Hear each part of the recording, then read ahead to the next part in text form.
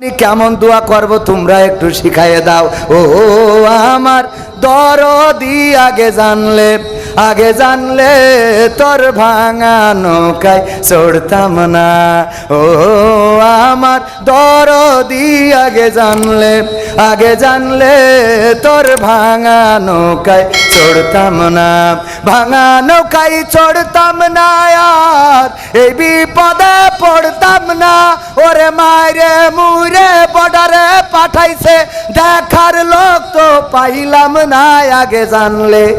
আগে জানলে এই তার কাটাই ধরা খাইতাম না।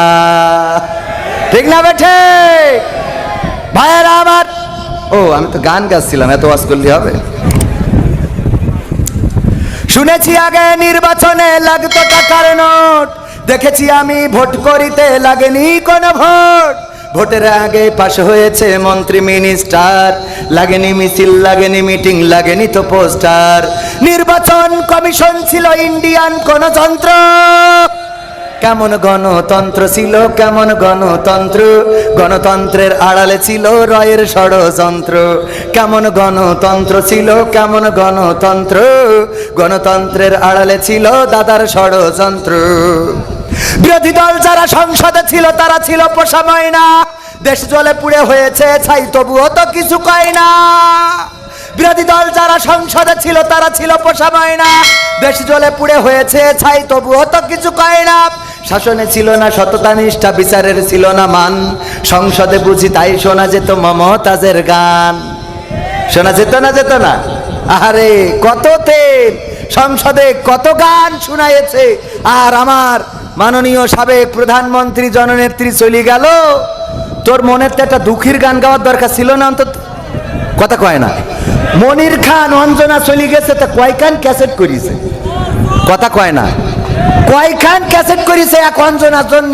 আর শেখ হাসিনা চলে গেল, এত শিল্পী যারা সংসদে পর্যন্ত গান গায়, ওরা অন্তত একটা গান করত, তাও তো মনের বুঝ দিতে পারতাম যে মমতাজ অন্তত একটা গান গেয়েছে যে আমার সোনার ময়না পাখি কোন বা দোষে দাদার দেশে গো আমরা কেমনে থাকি রে আমার সোনার ময়না পাখি।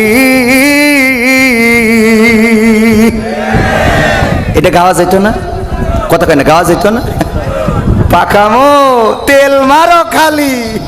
আর প্রধানমন্ত্রী আল্লাহ এত বেরেন, এই তেলগুলো বুঝতে পারিনি আমরা যে তার শুভাকাঙ্ক্ষী। কত দোয়া করেছি আল্লাহ নেখায়াত দাও। কথা কয় না? শেখ হাসিনার জন্য দোয়া করতে করতে আমাদের এক হুজুর ডাইরেক্ট আরবি দিয়ে দোয়া করলো, বলছে রব্বানা আতিনা ফিদ দুনিয়া হাসিনা। আরবি দিয়ে পর্যন্ত দোয়া করে দিলে, এর পরেও আমাদের বিশ্বাস করিনি। কথা কয় না? ও বিশ্বাস করি যারা তেল মেরিয়েছে, ওরা দোয়া করিয়েছে কি? বলছে আল্লাহ বঙ্গবন্ধুকে সপরিবারে যারা হত্যা করেছে তুমি তাদের জান্নাতুল ফেরদাউস নসিব করো। সহ্য না করে পারা যায় কোনকে দোয়া কোনে লাগাইছে। আবার বলছে বঙ্গবন্ধুকে আল্লাহ তুমি জাহান্নামের উচ্চ মাকাম দান করো।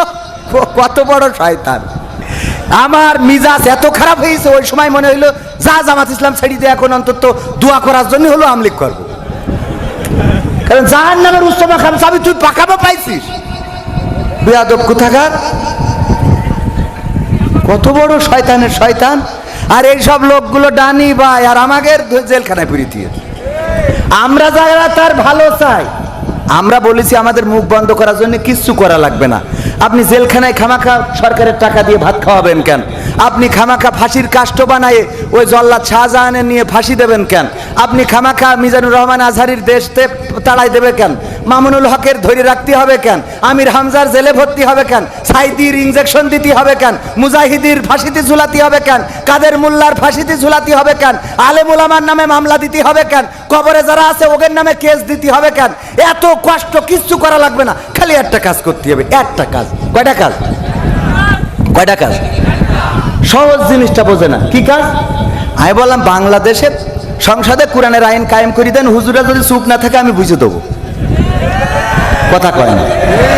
বাংলাদেশের সংসদে কোরআনের আইন কায়েম করে দেন, যদি মামুনুল হক, আমির হামজা, মিজানুর রহমান আজহারি, সাইদিন নাতিপুতি, তার ওয়ারেসরা, কবির বিন সামাদরা, মিজানুর রহমান ডাক্তাররা, আব্দুল হাই সিদ্দিকিরা যদি চুপ না থাকে আমি বুঝে দেবো, আমার ফাঁসি দিয়ে নয় দিন।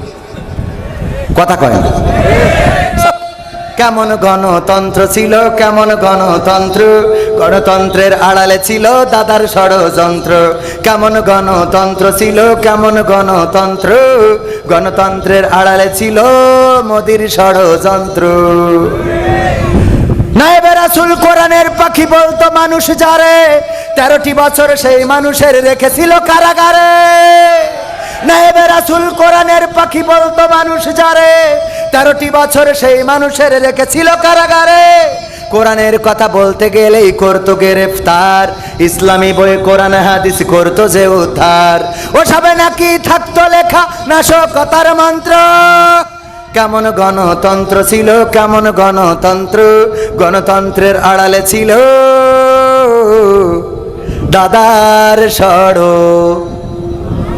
ছিল না, ছিল না? ষড়যন্ত্র ছিল বলে এই বাংলাদেশের মানুষ যাকে বয়কট করেছে, এই বাংলাদেশের মানুষ যাকে মূল্যহীন করেছে, সেই মানুষটাকে মূল্য দিয়ে নিয়ে গেছে যাদের প্রোডাক্ট, তারা নিয়ে গেছে নাকি যায় নাই? নিয়ে গেছে নাকি যায় নাই?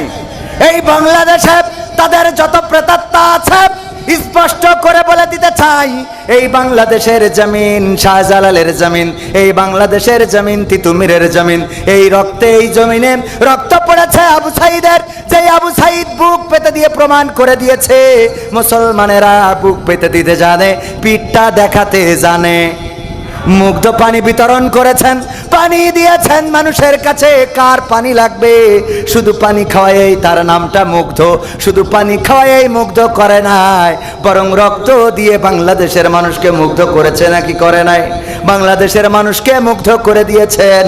ওগো আমার ভাইরা, আমরা যদি শপথ নিতে পারি, আল্লাহ রাব্বুল আলামিন আমাদের বলেছেন, সূরা সফে বলে দিয়েছেন, ইয়া আইয়ুহাল্লাযীনা আমানু হাল আদুল্লুকুম আলা তিজারাতিন তুনজিকুম মিন আযাবিন আলীম। আমার আল্লাহ বলছেন, ওগো ইমানদারেরা, ওগো ফুলতলাবাসীরা, ওগো দামোদরবাসীরা, তোমাদেরকে আমি কোনো একটা ব্যবসার সন্ধান দিয়ে দেব, যেই ব্যবসা করলে তোমরা কঠিন জাহান্নামের ভয়াবহ আযাব থেকে বেঁচে যাবে। তারপরে আবার পরের আয়াতে বলে দিলেন,